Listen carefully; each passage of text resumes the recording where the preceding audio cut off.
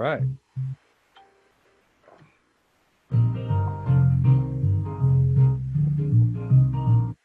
Oh, see, this is what happens when you forget to shut your alerts off.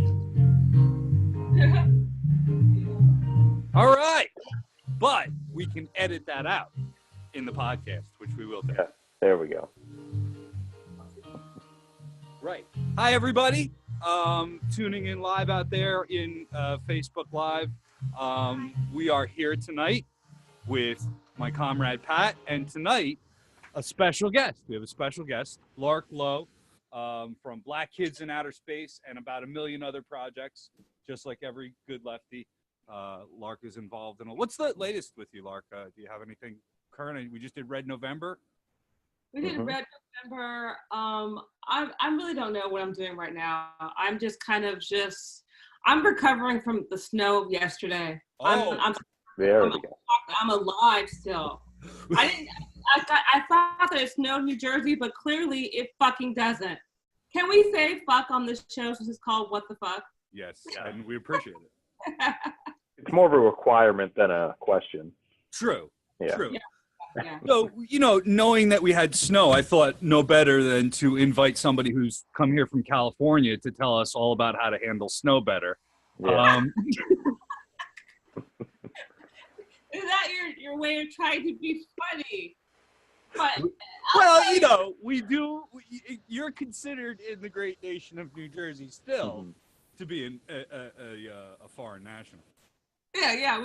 I do feel that way. I actually do feel that way when I'm in New Jersey. I'm like, it's something like Los Angeles is a whole other country.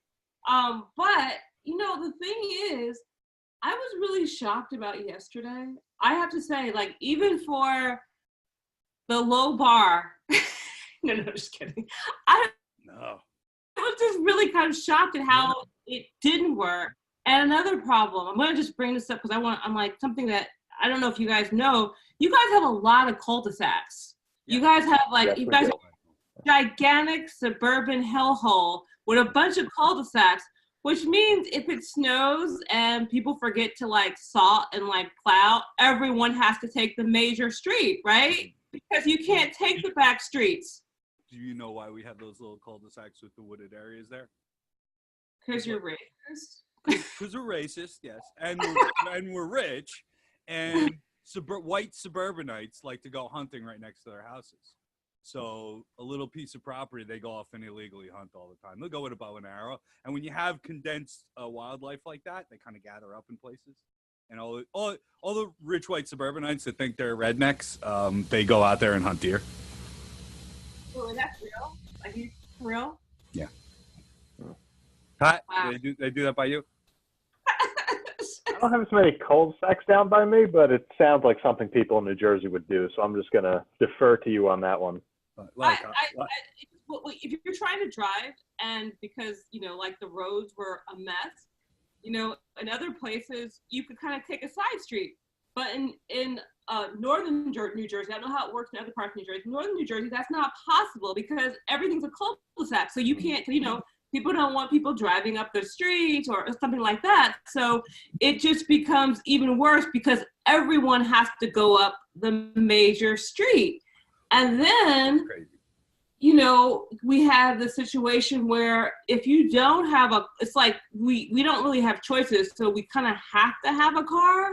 And so it's like you have everybody on the street. We have poor public transit. I mean, kids spend the night at school.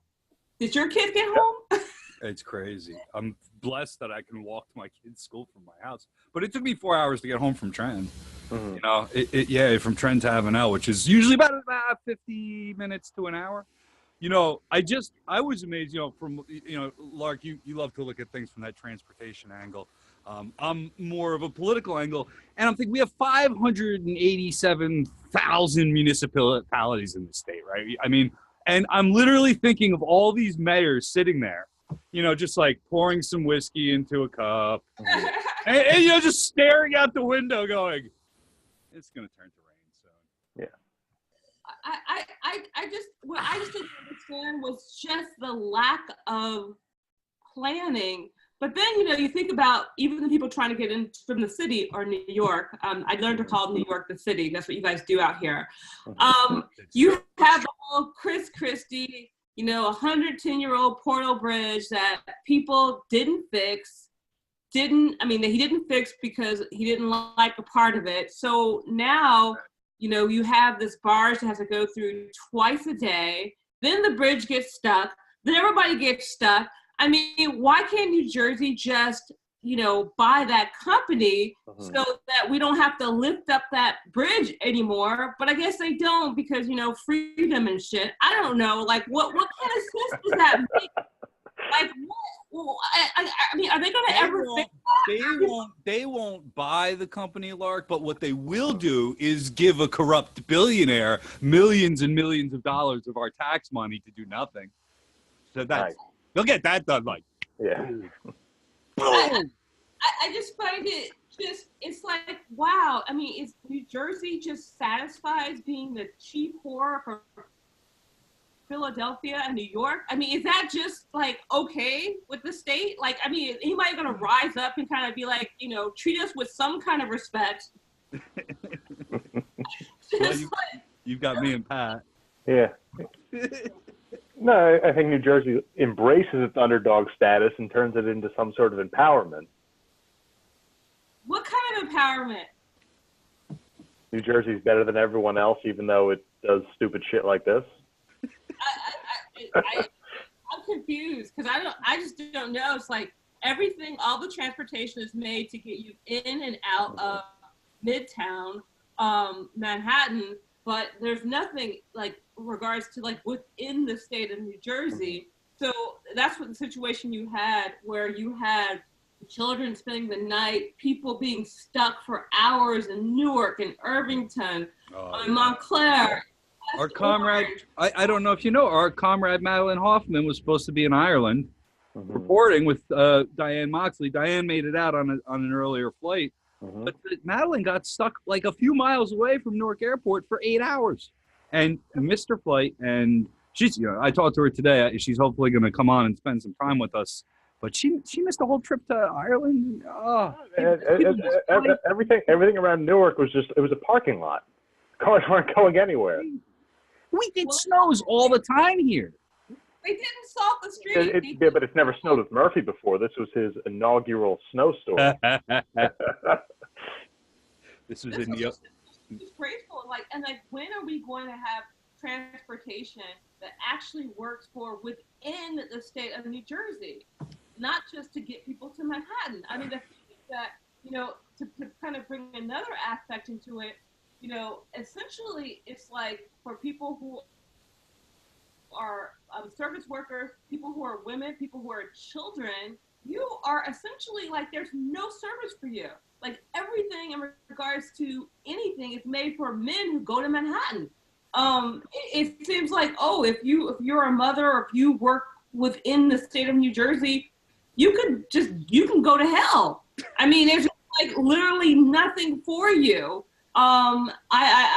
You know, the selfishness of how this system or how it broke down, just like, I don't care, it's not going to affect me. I mean, I know this stuff was going on in New York too, but it was just outrageous.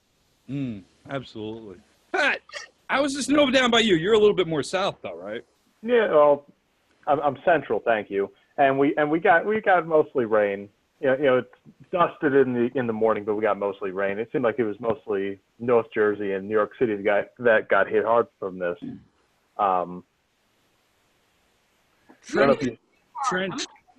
didn't get hit hard. It wasn't a hard. It was. No, even in the north, it was what I think the top number was around 9 to 10 inches. It was nothing. That's what the whole thing. Yeah, it was.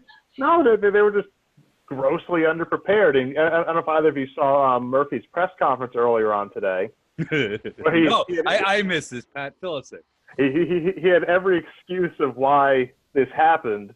He didn't apologize for anything. Said clearly we could have done better.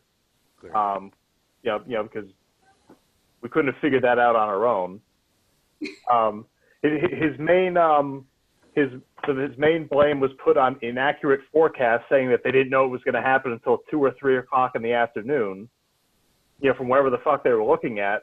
But a bunch of the weather services, including the National Weather Service, was already calling this was going to happen like at 1 o'clock in the afternoon. I don't know what he was looking at that he couldn't have figured this out. But then he goes on to say, well, our plan was, because originally it was going to be like 4 inches in North Jersey, right? Mm-hmm. And he said that their plan was we were going to let the snow come down, and then we were going to come in and clean it up. We didn't know it was going to keep snowing. Yeah, they thought it kept raining. That's what they kept saying. They kept saying it was going to keep turn to rain. Right.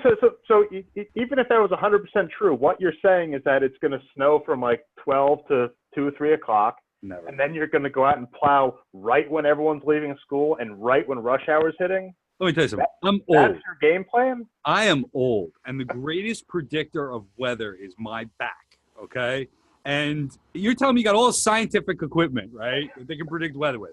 I'm sitting in Trenton. I'm looking out the window around like 11:30 or noon going, oh, this is going to be a disaster. Uh-huh. When is the governor going to send everybody home?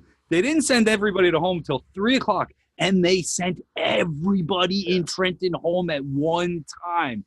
That's a disaster in and of itself because Trenton is not. And that's the for time anything. Send the plows out. There were no plows. You couldn't move anything. Cops had accidents. There was a cop car banged up against the telephone pole. It was people's cars were just abandoned on the Garden State. It was just kind of like just abandon your car on the Garden State and just walk home. Was that the plan? Because they did. People did. They were like, "Fuck this! I gotta go home." I mean, that was an excellent plan. If that was a plan, that was a great plan. It worked out because people left their car on Garden State and just started walking home. I was just like. What was really great was yesterday Murphy puts out a video on his Twitter account. And what I loved is he's standing out. It's a great scene. He's standing outside in the snow. Snow's coming down around him. He's wearing his suit jacket. He's got a nice shirt on with the matching handkerchief. He's telling people to stay inside, stay in their homes, which of course they can't get to because they're either stuck on a highway or they're stuck in New York. Telling them to stay off the roads while they're stuck on the roads. It's crazy. And I didn't get to finish. The best part about it is as I took 2 hours or 2 hours and 15 minutes to get onto the highway in Trenton, I was on side roads for what usually is about 3 minutes for 2 hours and 15 minutes.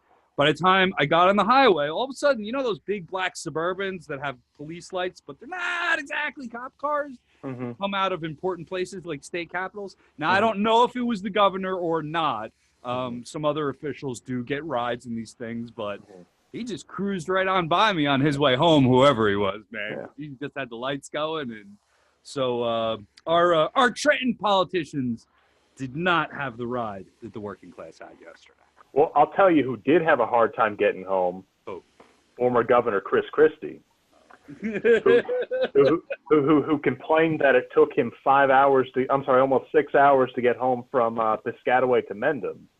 And he was so upset. While in traffic, he calls into 101.5 to complain about it. Get out of here. Because I guess that's what you do when you're a former governor and no one will hire you. Yeah. You just call on the radio station to complain about your successor. I'm just in shock. Like he didn't create this. Like he did. But you know what though? Let's not just blame Chris Christie. Let's blame the people who voted for him. Like these people, like say you were a right-wing, wannabe capitalist, Nazi, fascist asshole, and you like Chris Christie, right? It's like, what kind of sense does it make to cripple our public transit, to not complete the tunnel? Like, what kind of sense does that make in regards to business? I mean, think about, we didn't want Amazon, but I'm going to bet you that the problem of getting in and out of New York and the no public transit, I bet you that played a huge role in Amazon not coming to New Jersey. So, I mean, even if you're like a selfish right-wing capitalist bastard, it seems like that at some point you'd be like, wow, this guy's an asshole. We need to get him out of here just for selfish reasons. So I think that's the thing that just bothers me about like boggles my mind about New Jersey. It's like even the people who are supposed to be business minded don't seem very business minded. Like that just seemed like a ridiculous, just seemed ridiculous. Like this whole city state just seems ridiculous in regards to transportation, how it views it. I agree. There's a lot more going on, Lark. You are going to move on to other things, but before you go, I want to make sure you plug everything that you're going to do. Upcoming, how can we support you? How can we follow you? You just did a great interview on Black Kids in Outer Space with Darryl Lamont Jenkins from the All Right movie. Plug away, please. Yes, just watch Black Kids in Outer Space. And that's pretty much what we have going on. We're going to start having some more shows and coming on weekly, but, support New Jersey Revolution, support Black Kids in Outer Space, and support New Jersey. And let's get some better transportation, better transit, better infrastructure going. So, but thanks for having me on the show. No problem, Lark. You stop in anytime. Thank you. Alrighty. See you later. Alrighty. Let me plug. What else do I have to plug? Oh, yes. Diane Moxley will be reporting from Ireland, Dublin, Ireland, more in the coming days. She gave a live report today. I didn't get to watch the whole thing personally. I was at work all day. Okay. But certainly Diane's awesome. I saw it had a ton of shares, so I know it's a good thing because people were sharing it. So check it out. Share it off the Facebook page. And, of course, you can go to www.njrevolutionradio.com. Purchase a mug right there. They look like that. There you go. And they say Capitalist Tears on the back. Or you can get a Pat and Brian Head WTF What the Fuck mug. So please check us out. Support those purchases, and those donations really do help us grow our message. And I'll tell you right now, there's a lot of stories out there that I'd like to cover more.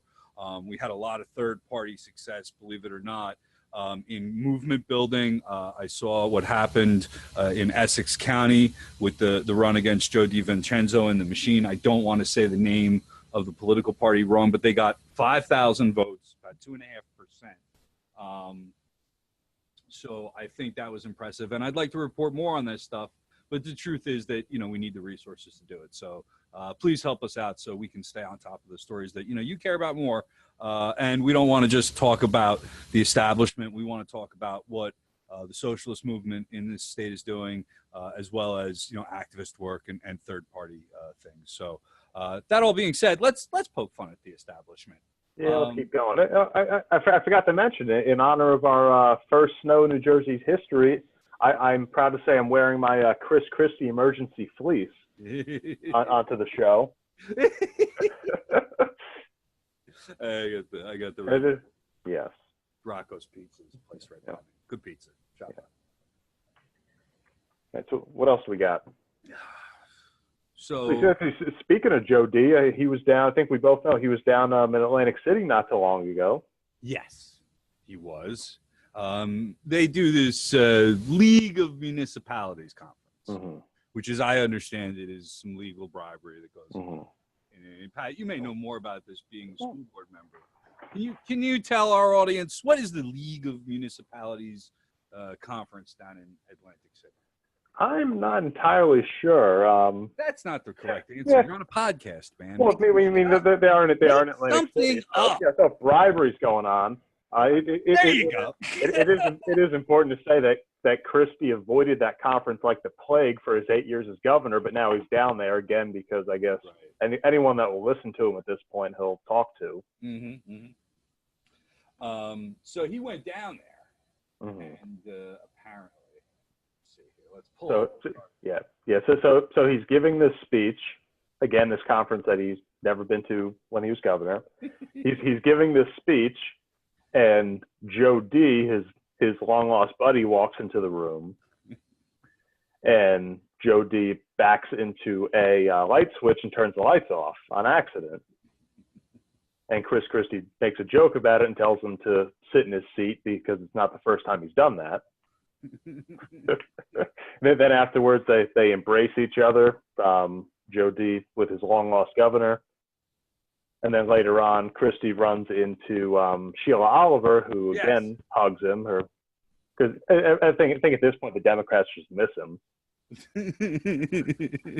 But the best part is, and go to NewJersey.com, everyone. This is one of the funniest articles I've ever read.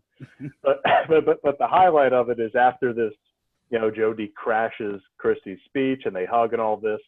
Someone asks him if he was going to listen to or if he saw Phil Murphy down there, and his response was, "I don't know if he's here."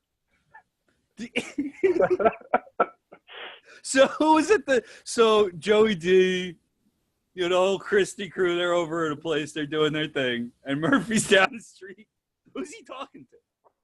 I just picture him in this big empty Atlantic City. When he's giving this speech, and you see in the background Steve Sweeney's on the dais, and he just has this look of utter contempt.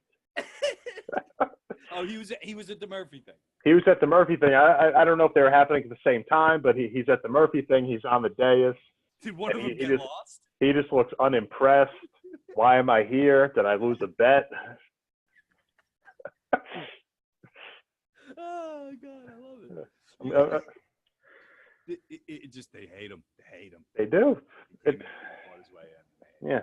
They can't take it. No, I can't say it enough. They genuinely seem to miss having Chris Christie as governor, because at least with him, it was someone who was equally as corrupt and they could work with and cut shady backroom deals.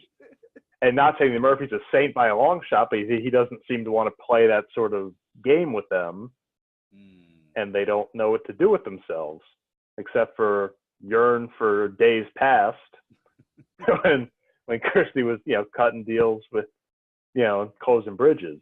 From the NewJersey.com article. Meanwhile, Murphy was slated to appear at an event around the same time, less than a mile away.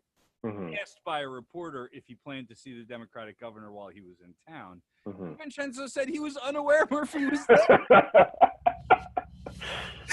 Phil, tall guy, right? Mm-hmm. I seen him around Trenton when I went to go visit with Norcross.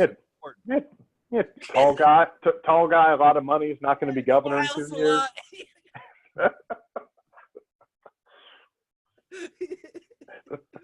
Oh, he's down over there. Oh, you tell him I said hi. Good. He looks good. Actually, speaking of Atlantic City, I found out this tidbit the other day. I think I might have told you about it. I thought it was another hilarious thing. Mm-hmm. So when Christie was governor and they took over Atlantic City, right, he installed his boy Jeff. How do you say his last name? Chiesa? Sure. I don't want to butcher his name like you just did. Yeah, well, it's all right. So. He was Christie's attorney general. He got appointed to the Senate when Frank Lautenberg died, and then after he left the Senate, Christie appointed him to be the state-appointed dictator of Atlantic City. And then Murphy's campaigning that he's going to end the takeover and restore Atlantic City's sovereignty, blah, blah, blah. Murphy gets elected. Not only does he say we need to keep the takeover for a couple more years, but he appoints his own buddy as the new dictator of Atlantic City, and Jim Johnson, who ran against him for the nomination. The tangled web of mess, but it's funny to see Chris Christie back in the picture. It is. And you can see, clearly that, it doesn't really matter that he's gone because the crew is still in place, man. The crew may be more powerful now without Christie because they just ignoring Mr. Murphy. Mm-hmm. You start to feel bad for him. Not yet. Like I said, I'm taking bets now that he's a one-term governor. I'm gonna hold off. You made a face when I said that, and I'm hoping someone takes a screenshot and turns it into a meme. I can do that. I can look through it. You can do that? You can find that one? I think so, maybe. We'll try. Okay. We'll try. We got to up the production value. We got to keep upping the production.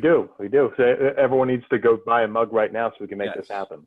Yeah, absolutely. We do appreciate the contributions from anywhere, well, I would say anywhere that isn't a corporation. We need the grassroots donations. A lot of people have been chipping in a lot of small donations in the last month or so. So, okay. We're going to be here. We're fine. We're a low budget operation. We're growing small and steady. but it's definitely coming together, and we're doing a little more. I'm excited to have Diane Moxley. You know, she's going to be taking over the Wednesday night live streams. I'm going to drop back. I'm going to do more production work and more WTF work and live events. So we're growing and we're getting bigger. And, Lark came on tonight, and that's awesome. So, this thing is getting bigger, even though we did take a couple of weeks off from the Wednesday night live stream. Honestly, I just got tired. I didn't want to do it. Yeah. It's a cool thing about, doing your own thing. Like, I'm just going to take it off. And I did. And taking that off, allowed me to do some other things where I thought I'd be a little more productive helping behind the scenes. So we're just going to cut it down to one Brian production. But that's going to give rise to other great things, So. All right, man. So anything you got going on before we go, Pat? Well, what do we got? We're going to South Jersey in January, right? Yes, January 11th. The show is going to be somewhere at a thing with people. All right. You got. So everyone who wants to go is now gonna get stuck in the Pineys looking for it. Be at the Casciano Coffee Bar and Sweetery. It's gonna be it's gonna be like Paulie and Christopher in the Pine Barrens and the Sopranos. Trying to find this place from the description you just gave. We, like you said, we had the Red November conference last Saturday. Yes, that went very well. I think there's a video floating around. It's going to be online at some point. Yeah, we need to post that. I had a good feeling about my presentation. Yeah, your presentation was awesome. I think that's where we're at right now. The January 11th event is at the Casciano Coffee Bar and Sweetery. 212 Bellevue Avenue, Hamilton, New Jersey, 08037. How's my radio voice doing? Yeah, that was pretty good. You should use that more often. You think? Yeah. It's feeling less cheesy the more I do it, but that's only because I don't know. Maybe I'm drinking. The secret is to not watch your videos after you're done and think you were great. There you go. You walk away from it, feeling good. Yeah. I am queuing up the music. All right. And that means we're done. I really want to thank everybody for tuning in tonight. This is always fun to do. Pat, thank you very much for your contributions to NJRR. We're going to be coming around live to more places. So when you get a chance, if you can't make the January event, trust me, we're going to get near you. We're going to try and do different locations around the state. It's a lot of fun to come out and meet people and interact live. So until we get a chance to do that, thanks for tuning in. Stay tuned to NJRR for more reporting from Diane Moxley, Wine, Women, and Revolution, and the rest of it. Good night, everybody. Have a good one.